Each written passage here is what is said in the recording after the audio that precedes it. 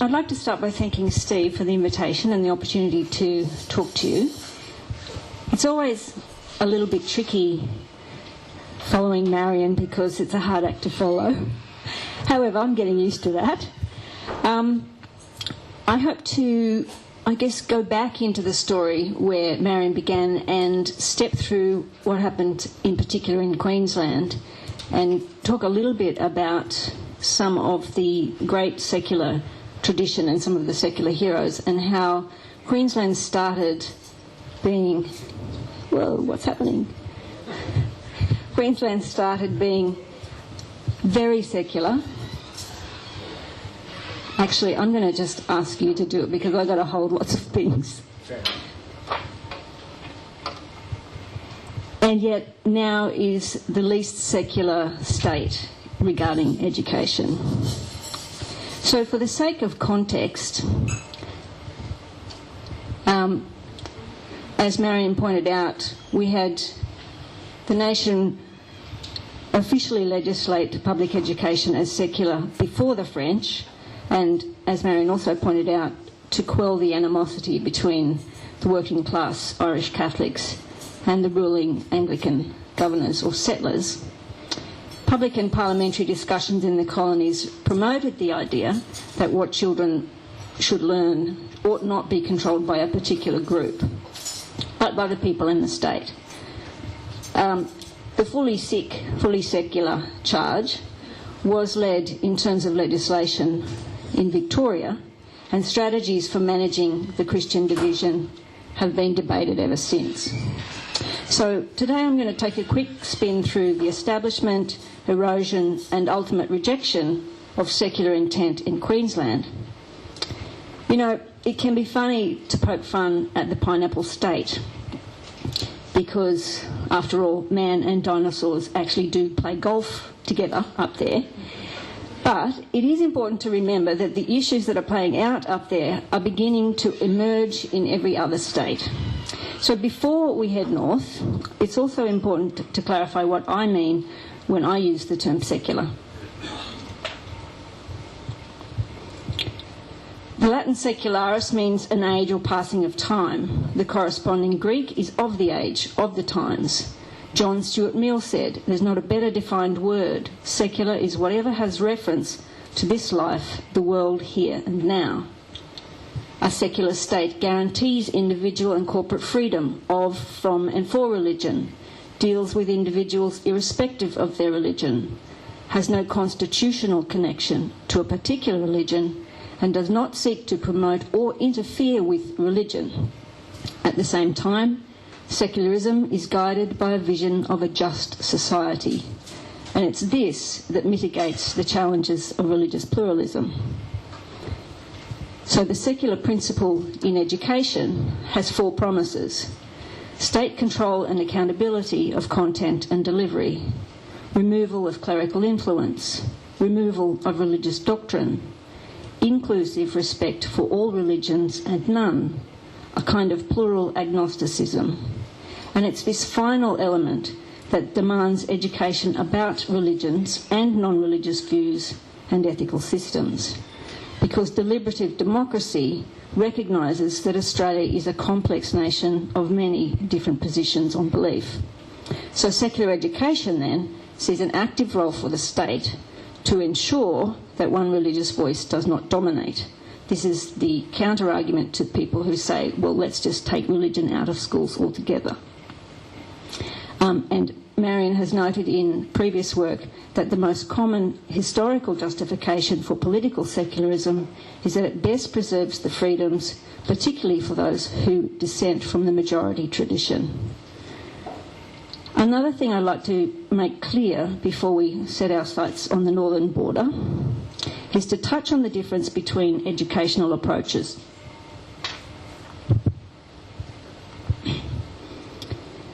Internationally, there's emerging understanding between the difference of learning into, learning about, and learning from religions. In Australia, it's rather less clear. Here, RI, religious instruction, can also be called scripture, Christian CRI, CRE, and wrongly, I would argue, SRE, special religious education. In religious schools, RI is called RE, just to confuse everybody. RI is segregated, faith-forming, teaching into a tradition. It excludes non-religious perspectives and has a theological basis. It asks, what should I believe?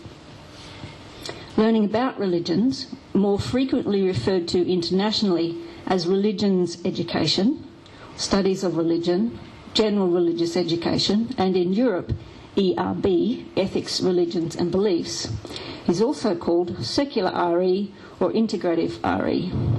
This includes the non-religious worldviews, has a non-normative basis, and it asks, what is religion? In this context, secular is state-driven, inclusive, striving to be neutral and equitable. Religious communities cooperate with, but do not control curriculum or delivery. I think we'll move on. Yeah. Atheism, the flip side of theism, is taught in these classes as a whole concept, as another belief. Learning from religions is the process of reflecting on meaning, purpose and social action. It has an ethical basis and asks, what does religion mean and how can it be applied? These latter, learning about and learning from, depending on how they are taught, can be secular, by which I mean under democratic governance. So let's go to Queensland. Candidates for the first Queensland Parliament were expected to state their position on aid to religious schools. They spoke about extreme liberal democracy, religious tolerance, and being the pioneers of civilisation. As Marion referred to, they were establishing a new society. One of the first acts of Parliament was to cut off church aid. But this was seen not as an attack on religious school, just as a way of avoiding sectarian division. The first acts established a single education board for public and religious schools. That was a very significant difference between Queensland and New South Wales and resulted in some interesting issues. Other than that, though, the Act for Queensland largely followed New South Wales, with Bible lessons and sectarian RI, and so Queensland initially interpreted secular as non-sectarian.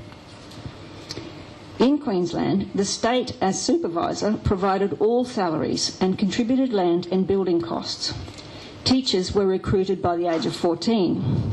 Standards were low, and competition between the church and state schools became hostile. According to Logan and Clark, the 1860 Act restricted RI in state schools to before or after school hours.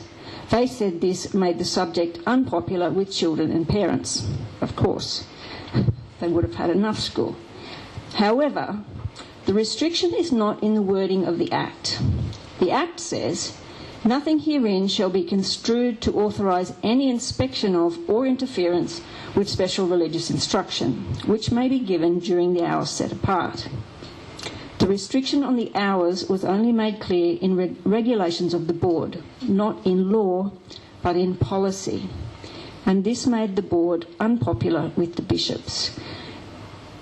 I'm going to walk through a couple of instances where religion in law and the legislation for religion in education is vastly different from what happens in policy, and then also step into how policy can be interpreted differently.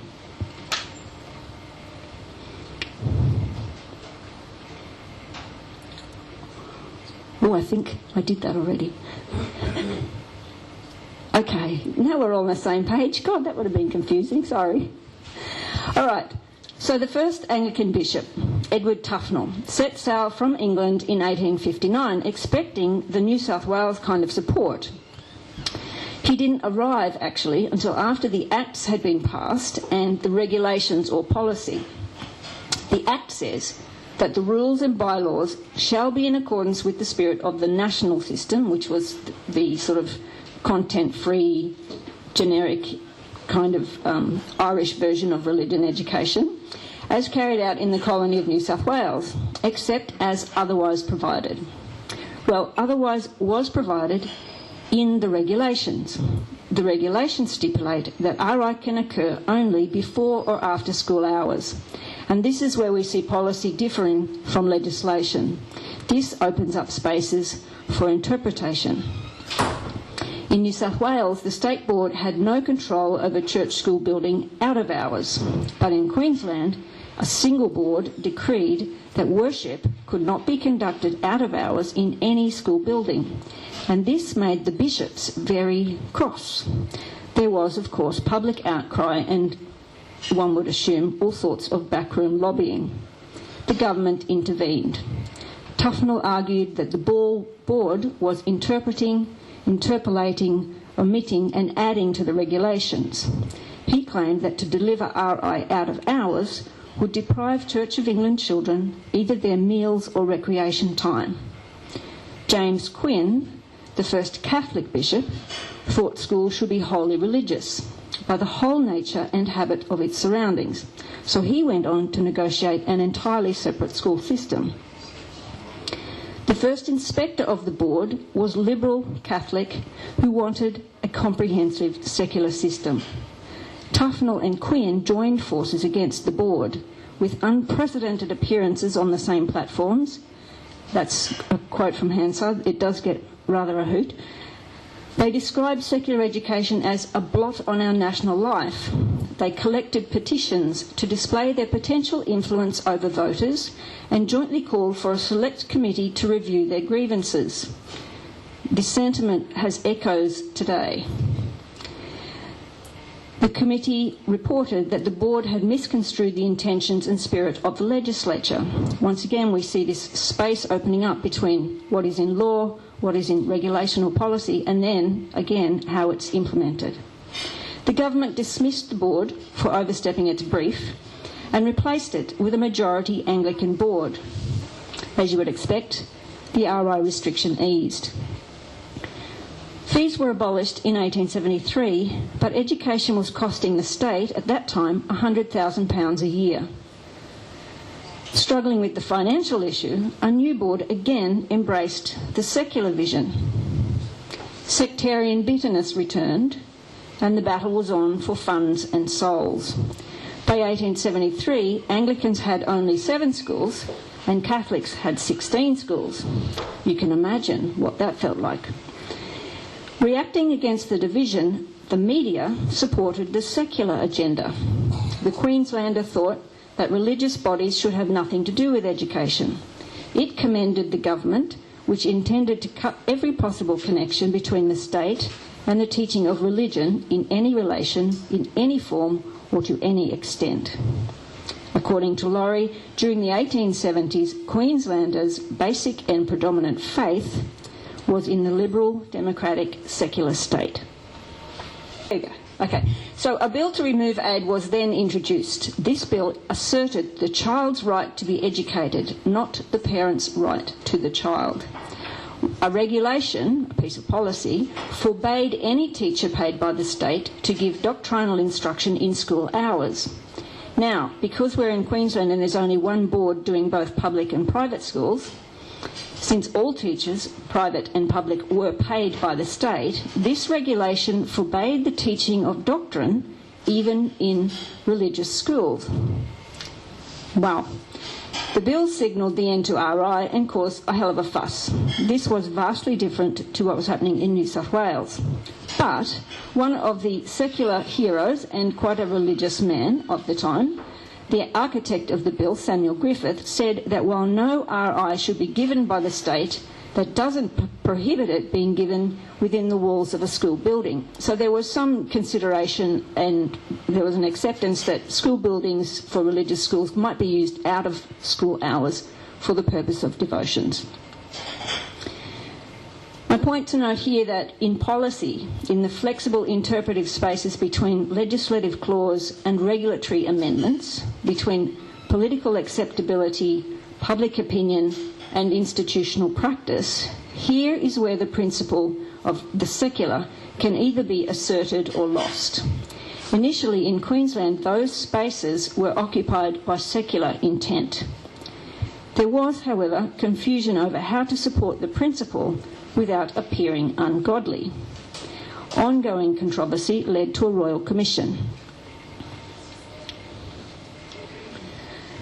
So, chaired by Justice Lilly, the Commission sent an investigator to Victoria, which had by then secured the Fully Secular Act in 1872. The Commission recommended that Queensland adopt Victoria's model and declared that dogmatic religious instruction is the business not of the state but the churches, that the state is neither entitled nor required to undertake the teaching of distinctive doctrine or to contribute any funds for that purpose. The bill called for public education to be compulsory, free and secular.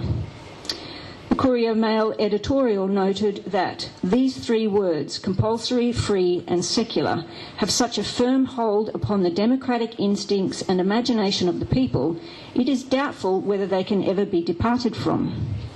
The system is liberal in that it is free, it is sound in that it removes from the minds of children any idea of religious autocracy, and it is full of wisdom in that it is compulsory. The definition of secular caused lengthy debate. Lilly argued that it did not mean education without religion. He said that honesty, mercy, love of truth, humane kindliness to all creatures were all set forth in the school books, which were religious in spirit. The 1875 Act removed general Bible lesson from the curriculum and removed religious instruction from school time. Financial aid was to finish by 1880.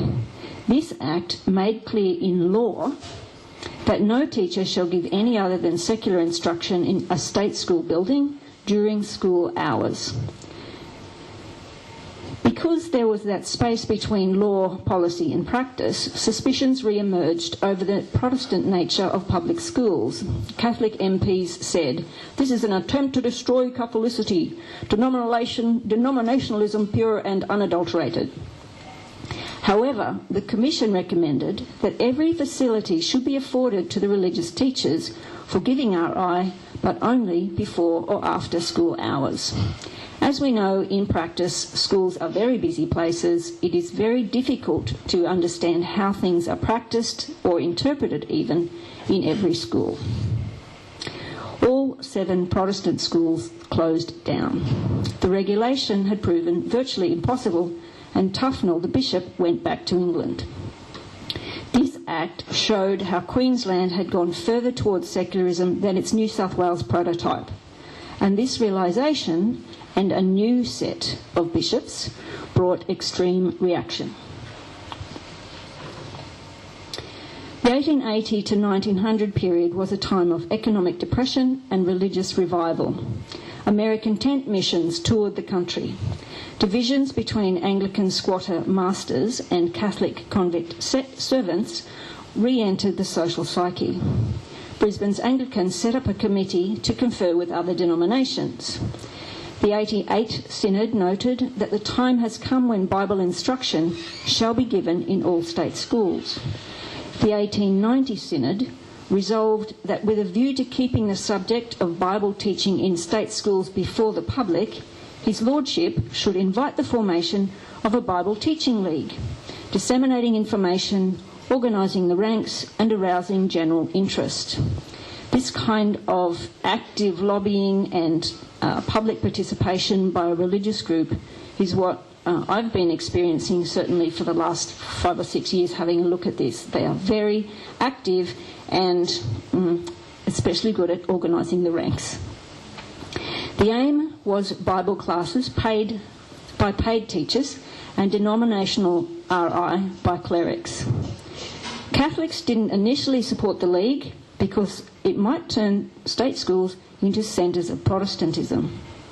The League's constitution vowed to influence parliamentary elections by all means in their power, to secure the pledge of electors not to vote for any candidate who will not support scripture teaching in state schools. They were clearly very politically active.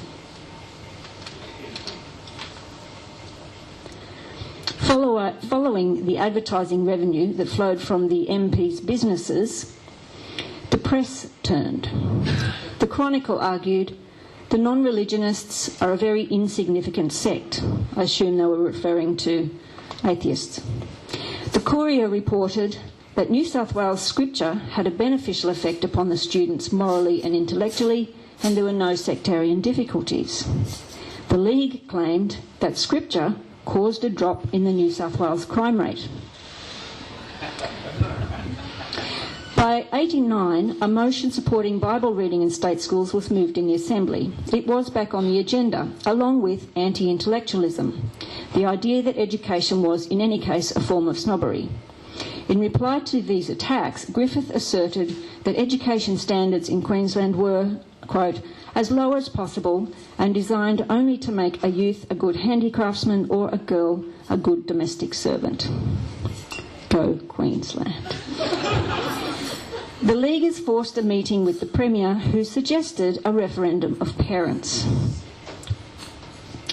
This delivered a majority in favour of religious instruction, although the process was described as farcical. The survey, which gathered 22,000 parent signatures from an electoral roll of 100,000, and there were reports that indicated that child family members, neighbours, Protestant parishioners and perhaps one or two dogs had been urged to sign.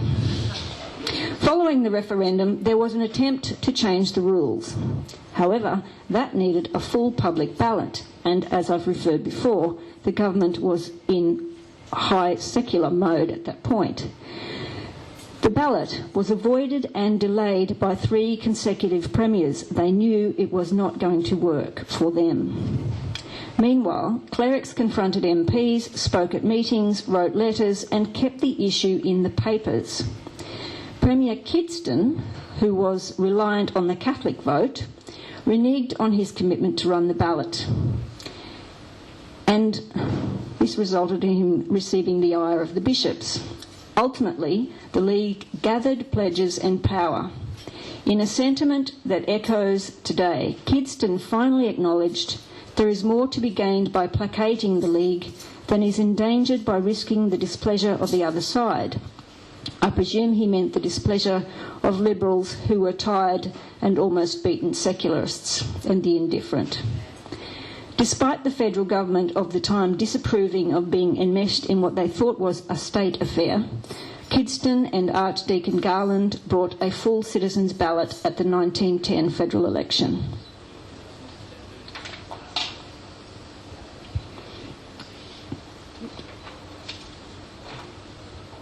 Okay, the ballot asked if the schoolmaster should teach the Bible and if clerics should teach RI. It noted that a parent could withdraw. Only 53% of electors voted.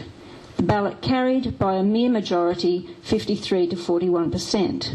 However, 2/3 of teachers opposed. Progressive parliamentarians described the referendum as mischievous and the proposed changes as a mistake. Catholics described the outcome as a compromise of religious education, subsidising Protestantism and riveting a chain of undisguised oppression around the necks of Catholic subjects. To be sure. Between the April referendum and the November passage of the bill, the Australian Labor Party convention promised to revert to secular education. Australian Teachers Associations struggled with the bill's implied religious test for office and feared discriminatory employment practices. The reading of this bill resulted in the first all-night sitting of the Queensland Legislative Council. Despite the protests, the State Education Act's Amendment Act of 1910 removed secular instruction-only clause and repealed every occurrence of the word secular from the 1875 Act. RI was reintroduced for up to an hour of each school day, and the amendment ensured that instruction shall be given in selected Bible lessons. Back then, 96% of white Australians were Christian. Today, they are not. Today, Queensland privileges Christianity in education policy and practice, but you won't find that in the law. Through the Education General Provisions Act 2006, Queensland is the only state in which the Department of Education still provides Bible lessons able to be delivered by state teachers. Last night I had a quick check, and yes, it is still available if you know where to find it. The Department's RI Policy Overview notes that Queensland state schools embrace a multitude of cultural, religious and non-religious beliefs and ensure that schools respect the background and beliefs of all students by not promoting or being perceived as promoting any particular set of beliefs. However, they still provide the Bible lessons on the public website.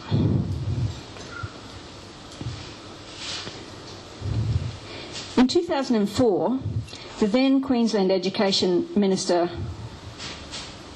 Anna Bligh, later to become Premier, released a working paper arguing that Bible reading be shifted from the standard curriculum into the RI slot, that non-religious organisations and those with a quality spiritual or philosophical program, for example Buddhist, humanist, etc., be given access to the RI slot, and an alternative non-religious program be organised as an extra option. Public consultations brought strong church reaction. A follow-up report after these public consultations noted that a significant number of attendees at these public forums were from Christian church groups, and that these groups were of the firm belief that Queensland is a Christian society and that Christian values, to the exclusion of others, should continue to be taught in state schools.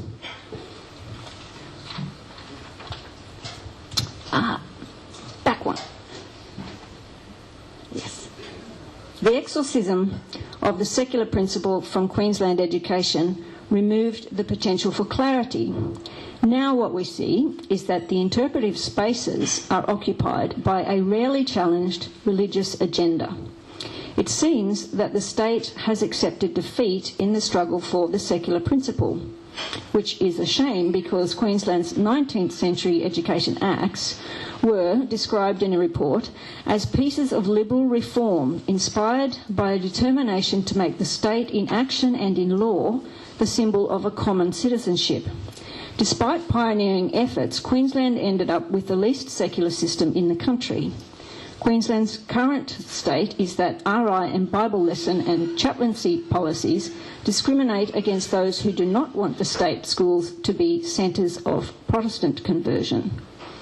So in the stark reversal of earlier sentiment, current policies are now undemocratic in that they support particular denominations, they are unsound in that they instill in children the idea of religious autocracy, and they are unwise because the division that the Queensland education policies first aimed to alleviate, they are now ensuring. We will hear more about what I found from parents in the afternoon session around those divisions, basically parents reporting problems with enrolment, discrimination and instances of extremist teaching.